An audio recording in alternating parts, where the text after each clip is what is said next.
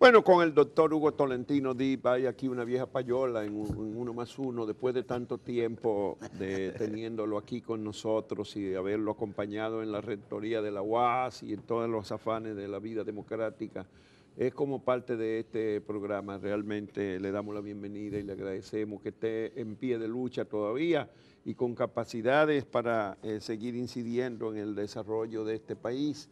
Aunque yo pienso que casi una entrevista semblántica uno le preguntaría a usted, ¿se siente realizado, doctor, después de un poco más de medio siglo de luchas políticas usted lleva ya? En lo personal yo podría sentirme realizado, con algunas quejas frente a mí mismo, ¿no? Por no haber, en términos intelectuales, yo he debido escribir mucho más de lo que he escrito, a pesar de los libros que tengo publicados, pero desde el punto de vista político, yo me he visto en la obligación, la historia me ha llevado de frustración en frustración. Yo conocí el régimen de Trujillo y después Balaguer y después los demás y frustraciones, inclusive en muchos aspectos en los propios gobiernos que yo apoyé. Bueno, tanto que usted renunció a ser canciller de la República, de su gobierno, de su partido. Exacto, es decir que yo he tenido en ese sentido muchas frustraciones y si tú me dices ahora, yo lo siento por la sociedad dominicana, porque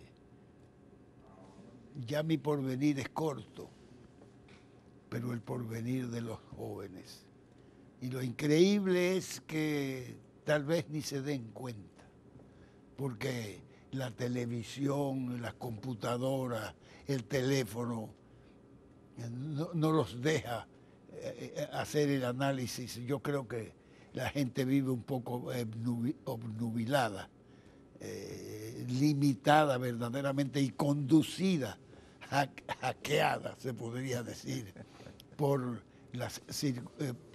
determinada Usted habrá visto influencia. que la encuesta Barómetro de las Américas, que se dio a conocer hace 2 o 3 días, indicó que un 41% de la población encuestada dijo que tenía intenciones de irse del país en los próximos 3 años. Sí, y en el segmento de 18 a 25 años fue de 60% que dijo eso. O sea que, y predominantemente los jóvenes de la clase media alta. Sí, y eso es increíble. ¿Qué porque significan esos números, doctor? Bueno, significa que la sociedad dominicana es una sociedad deteriorada desde el punto de vista moral, deteriorada desde el punto de vista del empleo, deteriorada desde el punto de vista de la salud, deteriorada desde el punto de vista de la seguridad. Es decir que vivimos en una sociedad llena de carencias, de inseguridades, de interrogantes. Los jóvenes no alcanzan a ver su porvenir de una manera clara. Y quien tiene esa clase media alta tiene posibilidades de arreglárselas fuera. Mira, cuando yo estudié, y estudiaban cientos de estudiantes dominicanos de la clase media alta fuera del país, el afán de todos esos jóvenes, el ideal era regresar a su país para aportar al país. Por ejemplo, mira, yo puedo poner ejemplos, inclusive un ejemplo personal, el mío mismo. Cuando matan a Trujillo, yo estaba en Inglaterra, trabajando en la Universidad de Londres, y yo voy a París a buscar mis libros. Yo tenía un pequeñito apartamento en París, a buscar mis libros y decido regresar a la República Dominicana. El Centro Nacional de la Investigación Científica en Francia que yo tenía profesores que habían conocido mi tesis y ese me ofrecen un cargo. Yo me hubiese quedado allí, hubiese sido profesor de la Universidad de París, hubiese escrito mucho más de lo que he escrito. No, yo dije que no y decidí venir. Tenía que venir. Mi hermano Mario vino hacia el país a ejercer su profesión cuando había sido el primero de su promoción que le permitía ser interno de los hospitales de París, que hay que pasar unas oposiciones de 2 años para llegar a eso. Y vino al país a trabajar. La gente quería venir a colaborar a su país después de la muerte de Trujillo. Ahora lo que la gente quiere es marcharse. Es decir, que hay verdaderamente... Que no creen en el futuro del país, eso es lo que está indicando. Pero es que tú te das cuenta de que hay una permisividad, hay una complicidad tal vez inconsciente con una serie de fórmulas del gobierno, porque este gobierno tiene una propaganda extraordinaria que cuesta millones de pesos. Entonces está muy condicionado toda esa juventud, se ha alejado de la posibilidad de hacer política, porque se ha dado cuenta de que la política es un negocio de determinadas personas, que está incrustada las posibilidades de desarrollo. Hay que meterse en un partido, hacer un determinado laborantismo y a partir de ahí comenzar entonces, bueno, una carrera política que conlleva desgraciadamente y de manera casi sistemática nada más que a la ambición de la riqueza. A esto quería, bueno que me permite esto, Hugo. Hay un desencanto, no solamente de los jóvenes, sino de los que no somos tan jóvenes ya sobre la política, porque ya no hay ideología sobre qué hacer con la política y con el Estado y con el poder, sino hay objetivos particulares y materiales de qué hacer con esto. Hay una desertificación ideológica. ¿Es posible volver a que haya creencias y responsabilidad política y no el pragmatismo? Yo te voy a poner un ejemplo.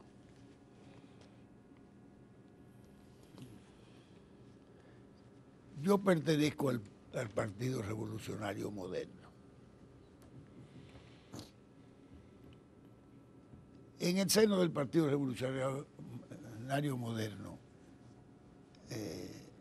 hemos tenido una gran pelea.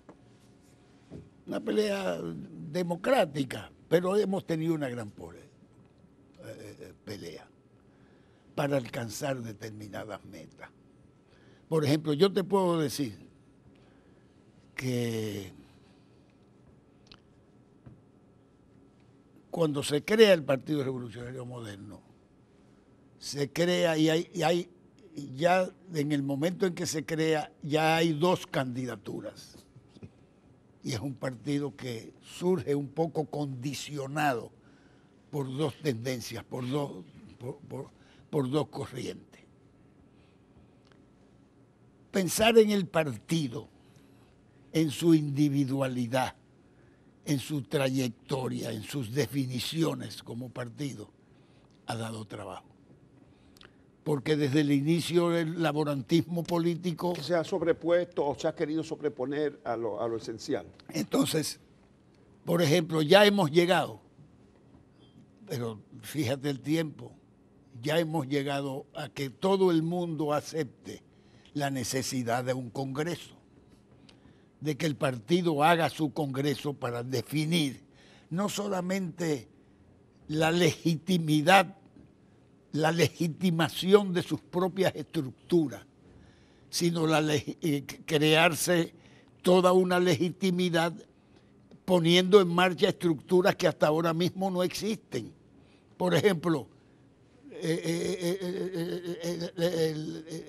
el núcleo de estrategia del partido, creado por el Partido Revolucionario Dominicano por Peña Gómez, y que no existe en el PRD actual, naturalmente. Bueno, pues ahora hemos logrado todo un grupo, que se haga el Congreso y se ha aceptado la fecha, más o menos la fecha del Congreso tras las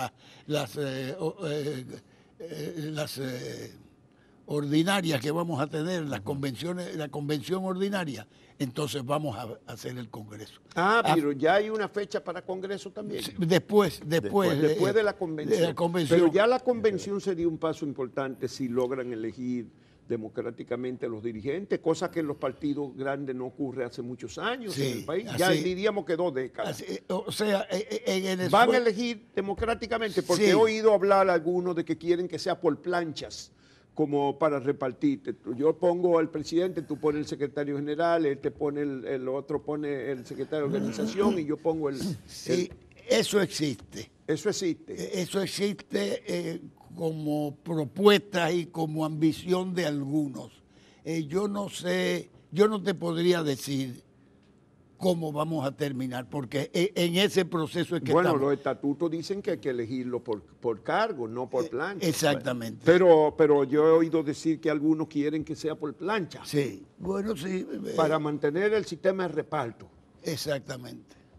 Y en ese sistema de reparto, yo y muchos en el PRM no lo aceptamos.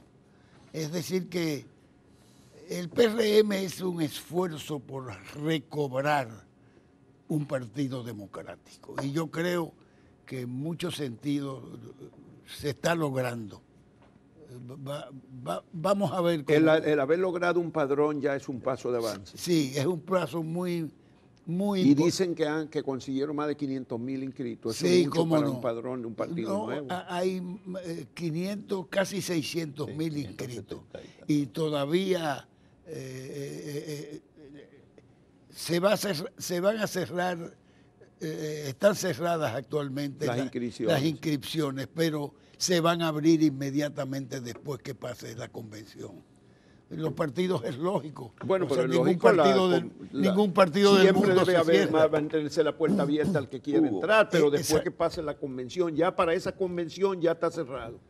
Sí, el padrón. Yo creo que tras haber pospuesto la convención, porque era necesario posponerla, en aquel momento no se calculó bien una serie de circunstancias que podían suscitarse.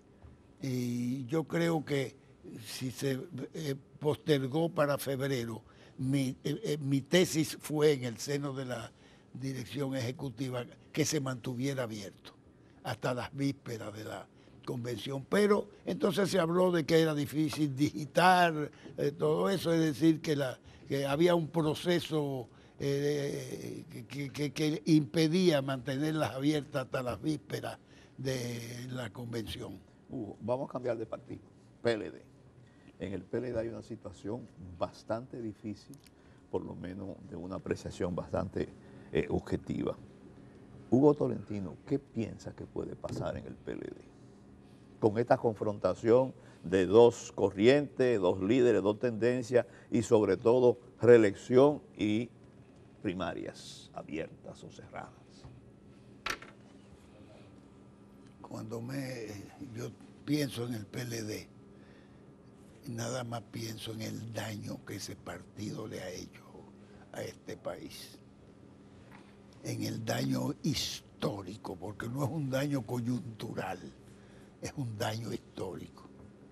Ese partido ha borrado en este país todo lo que se había ganado como avance democrático. Aquí no hay división de poderes, aquí anda manga por hombro el poder ejecutivo, la corrupción, la impunidad, la justicia haciendo lo que le dé la gana, reconocimientos y violaciones a los derechos humanos patrocinados por el propio gobierno desde el principio. Nada más se piensa en la reelección para mantenerse en el poder, para enriquecerse más. Bueno, es un asco a lo que ha llevado la sociedad dominicana a esta gente. Todo está inficionado de oportunismo, de corrupción, no hay principio. Pero las cosas más banales se discuten de manera abierta como temas importantes de la política. Aquí esto es un grupo, es una mafia. Yo creo que esa pugna entre Leonel y Danilo se termina solucionando por razones de supervivencia, por razones de impunidad, porque cualquiera de los dos puede caer en la cárcel. Lo merecerían. Lo que se ha hecho aquí en este país. Nada más escuchar las cosas que el propio presidente de la Junta Central Electoral, muy a pesar de que tengo extrañeza frente a su comportamiento a veces, una vez lo vi defender a Danilo Medina de una manera un tanto irracional. Irracional por el hecho de que se decía que Danilo Medina podía pedírsele que renunciara, pero en todas partes del mundo a los presidentes de la República le dicen renuncie porque usted ha violado. Desde el fondo de la historia constitucional existe lo que se llama la resistencia al poder. Es decir, que en la Constitución de 1963 decía que si la mayoría del pueblo de manera patente y evidente pedía la renuncia del presidente de la República, eso se podía llevar ante los tribunales de la República, mediante un juicio del Congreso. Pero eso es una institución de derecho constitucional, la resistencia al poder, esa es una institución. Entonces aquí se le dice al presidente que renuncie y el propio presidente de la Junta Central Electoral dice que eso no debe ser, que eso es antidemocrático, que el presidente está ungido. O sea, eso es increíble. ¿A dónde hemos llegado? Pero ¿cómo se va a dirimir el problema? ¿Usted qué prevé? ¿Se repostula Danilo, reforman la Constitución otra vez o aceptan que vuelva Leonel de candidato? ¿Cómo Bueno, usted lo prevé? Yo te puedo decir lo siguiente. Yo no sé cómo lo van a hacer. Está sucediendo lo mismo que sucede ahora y tal vez ese es un tema que me permitirían ustedes tocar, el problema de la ley de partidos políticos. Sí, ya Rafael le planteó el padrón abierto y puesto por encima de todo el sistema político. Sí. Fíjate, yo creo que ellos van a terminar entendiéndose, aunque no sea emocionalmente, aunque no sea en términos cariñosos. Pero por supervivencia mutua. Por supervivencia mutua, tendrán que buscarse una solución que les permita crear un gobierno que patrocine, porque se tiene que decir de esa manera, que patrocine la impunidad. Esa es la fórmula, yo creo. Fíjate que ya hay encuestas. O sea, usted está sugiriendo que se van a buscar una persona intermedia, un candidato de acuerdo entre ellos dos. O arreglársela entre ellos dos. Para que uno de los dos sea. No, yo no creo que va a ser uno de los dos. Ah, pues entonces usted le estoy adivinando. Usted está sugiriendo que ellos pudieran ponerse de acuerdo en buscar un candidato que les garantice la estabilidad a ellos. Sí. Inclusive hay una encuesta que yo llamo la encuesta de la impunidad. Pero no voy a entrar en ese tema ya. Voy a la ley de partido y el padrón abierto, ¿qué significaría para el sistema político en su juicio? Bueno, para el actual sistema político. Bueno, echarían a perder el esfuerzo que han hecho ustedes en el PRM de crear un padrón, porque si va a votar todo el que quiera, no necesitan padrón. No, pero además, con el dinero que esta gente se ha robado, con el chantaje que tiene, con el chantaje que puede ejercer la reelección. La reelección lo daña todo. Por eso yo insisto en que volver a un solo periodo, no a un periodo, no permitir el periodo consecutivo. Uno solo. Porque nada más, un solo periodo. La tradición democrática dominicana es de un solo periodo. El gobierno de los azules tenía 2 años nada más. 2 años, un presidente de la República duraba 2 años. Y ahí actuaron los presidentes de la República quienes le dieron golpes de Estado y tuvieron que marcharse, más democráticos que ha tenido el país. Entonces, yo creo que hay que volver a eso porque la reelección lo daña todo. La reelección es un chantaje permanente a los comerciantes, a los industriales, a la gente. La administración pública se llena y a los intelectuales de que tienen que plegarse. A los intelectuales, los compran a los intelectuales. Sí. Es decir, la reelección es la gente no ha calculado las repercusiones que tiene la reelección y además no conoce la historia dominicana. Debería conocerla, porque en estos 20 años que han pasado en manos del PLD, debería la gente darse cuenta de lo que ha significado la reelección. Mira, con las primarias abiertas, ¿usted piensa que habrá dinero para motivar? Bueno, yo vi cómo hubo dinero para el Congreso Nacional para modificar la... ¿Usted estaba ahí? Sí, yo estaba ahí. Yo fui el primero que habló. Inclusive yo pronuncié unas palabras acerca de eso. Yo dije claramente en el Congreso lo que significaba la reelección. Y insinué que tal vez se le iba a meter a Danilo Medina el gusanillo de la reelección ahora, para el periodo que viene. Bueno, pues mira, déjame decirte. Yo creo que el problema se puede solucionar de esta manera. Y es una idea que doy.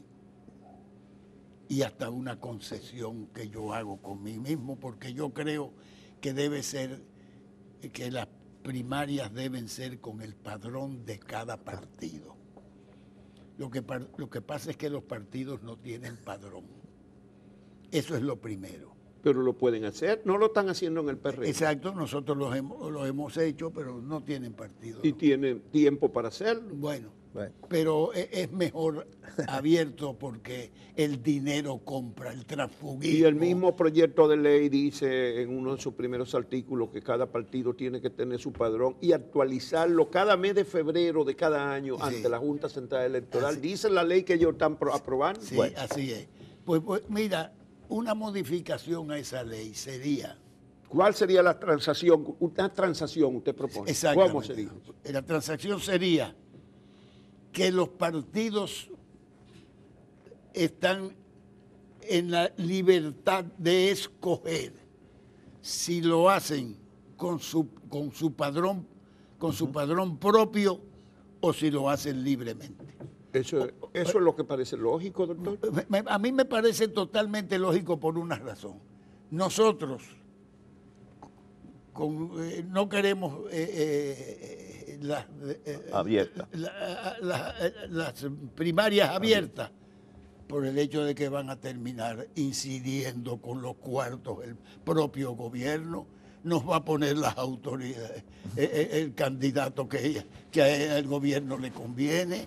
En cada provincia, en cada municipio, en cada lugar con unos cuantos votos que compren, con cientos o miles de votos. Exactamente. Puede interferir en la elección de los candidatos a senadores, a diputados, mientras que si se hace con el padrón nuestro, son los PRMistas que van a decir cuál diputado quiere. Y el que quiera hacerlo con el abierto, ese es su problema. Ese es su problema. Por ejemplo, en el PLD que están peleándose Si predomina que sea abierto, pues que ellos Leonel lo compren. quiere el padrón cerrado porque Leonel tiene el temor de que Danilo le compre a la gente si lo hacen abierto, de que Danilo puede regar dinero por todo el país, una capa de dinero en todo el país. Y entonces Leonel no quiere que, él sabe, porque Leonel sabe cómo se hacen las cosas, porque ya él lo ha hecho. Ya yo calculé con 100 millones de pesos a 1.000 pesos. ¿Sabe cuántos votos se compran? 100.000 votos. Exacto.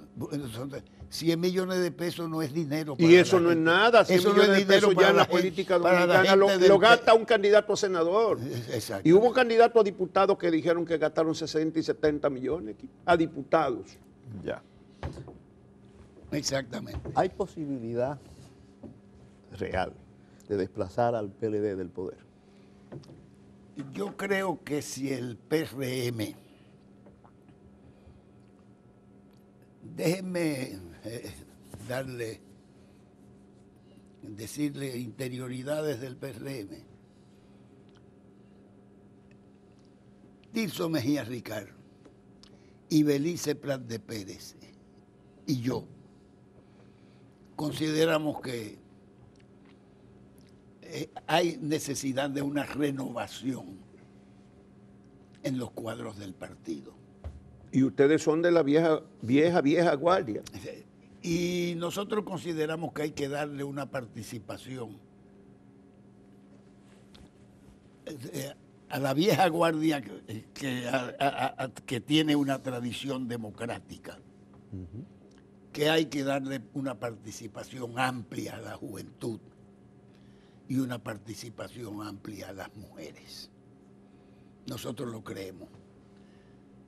Nosotros haremos una rueda de prensa proponiendo determinados cambios desde la cúpula del partido hasta otros. Eso lo vamos a hacer a corto plazo. Nosotros hemos conversado Eso ya. para la dirección del partido ahora, Sí, para la convención que ahora a principios de febrero. Sí, exactamente. Que O sea, después que pase Navidad en enero nada más. que yo quería que fuera en marzo. Yo propuse en la dirección ejecutiva que fuera. Pero la cuestión es en febrero, pero ustedes van a hacer una propuesta de que haya un ayornamiento en la estructura de ese partido. Sí, exactamente. O sea que que las autoridades del partido se refresquen. Lo vamos a hacer. Ya hemos conversado con muchas personas en el partido, hemos conversado con los candidatos. ¿Y qué harían ustedes si imponen, mañana se presentan en el Congreso, imponen el padrón abierto? ¿Qué hace el PRM? ¿Qué usted cree que pueden hacer? Bueno, todos los partidos de oposición, hasta los aliados del PLD, se han pronunciado en contra del padrón abierto. Sí, pero le va a resultar un poco difícil. Difícil porque es orgánica. Porque es una ley orgánica. Hoy si salen a comprar votos. Bueno, se evidenciarán más todavía. La podredumbre del PLD resaltará mucho más por el hecho de que si van a comprar de nuevo, bueno. Tal vez hay muchos legisladores que están encantados con pero que ahora no habría que comprar tanto como la otra vez para la reforma constitucional pasada. Pero también tienen que... Sí, pero ya se han puesto más caros. Ya es más caro. Y además la gente ya exige millones y millones y millones. Pero tenían que doblegar también a las huestes de Leonel Fernández que están en contra de las abiertas. Exactamente. Pues ya lo hicieron una vez. Sí, pero eso fue fue llevaron a un PRD casi enterito. Pero eso fue para la reelección. Lo que quedaba del PRD. Pero fíjate que la otra vez los diputados y los senadores de Leonel Fernández terminaron llegando a un acuerdo. Sí. Llegaron a un acuerdo. Sí. Yo dudo que esta vez lleguen a un acuerdo para 4 años más de Danilo Medina. Es más difícil ahora porque el acuerdo incluyó una cláusula en la Constitución de que esta vez un chance más y se acabó. ¿A dónde puede venir la cosa? ¿Dónde? Han insinuado algunos, entre ellos Subero Isa, expresidente de la Suprema Corte de Justicia, La fórmula que acaban de aprobar que el en Tribunal Honduras, Constitucional, donde está en Bolivia. el autor mayor de la sentencia 168 13 de la apatridia que se ha querido negar en este país, inclusive es una, bueno, se acabó el tiempo, doctor, no se mete en ese tema. pero yo me quería meter en el tema de la apatridia, sí, porque el cinismo, la mentira, yo he visto personas que yo pensaba que eran incapaces de mentir. Mentir sobre el problema de la tradición constitucional dominicana, deformar todo eso, exaltando un patriotismo de mala ley, un patrioterismo, como lo llamaba José Francisco Peña Gómez, de hojalata. Una cosa increíble. ¿Cuántos eran? 210,000, 220. Bueno, entonces han hablado de una interpretación de la que el Tribunal Constitucional podría hacer una interpretación basándose en el principio de la igualdad. Es decir, burlar la Constitución. Exacto. Porque la Constitución en su artículo 122 dice que el presidente de la República podría prolongarse un periodo, pero no puede más. Es decir, un aspecto positivo y uno negativo. La alternabilidad del poder la consagra de cierta manera y al mismo tiempo le hace una concesión al presidente de la República. Pero las constituciones del mundo están llenas de limitaciones. Claro, para usted ser presidente, usted ser presidente de la República, hay determinados condicionamientos. Hasta para ser diputado necesita más de 25 años. Y entonces, pero los de 18 y 20 no tienen derecho. Quieren poner al presidente de la República como si fuera un ciudadano del común. No, las limitaciones son al presidente de la República. No al ciudadano. No al ciudadano. Por consiguiente, usted no puede argumentar el problema de la igualdad. Pero lo peor es que Ray Guevara, quien le quita la nacionalidad a Peña Gómez, después de decir que Peña Gómez merecía ser llevado al Panteón Nacional, lo escribió, yo se lo cité en una carta que le envié devolviéndole un libro. Lo peor es que Ray Guevara dijo que eso podría ser conocido por el Tribunal Constitucional. Puede venir por ahí la cosa. Bueno, doctor, muchas gracias. Usted tiene que venir más a menudo. Bueno, pero Juan Bolívar tiene mala memoria. No, yo me acuerdo de usted y yo lo llamé a usted. Muchísimas gracias, doctor Hugo Tolentino Díaz, por su compañía hoy, este viernes, 1 de diciembre. Muchísimas gracias. Gracias a ustedes. Y como dice Juan Bolívar, yo soy parte de ustedes. Sí, señor. Con mucha razón, mucho gusto.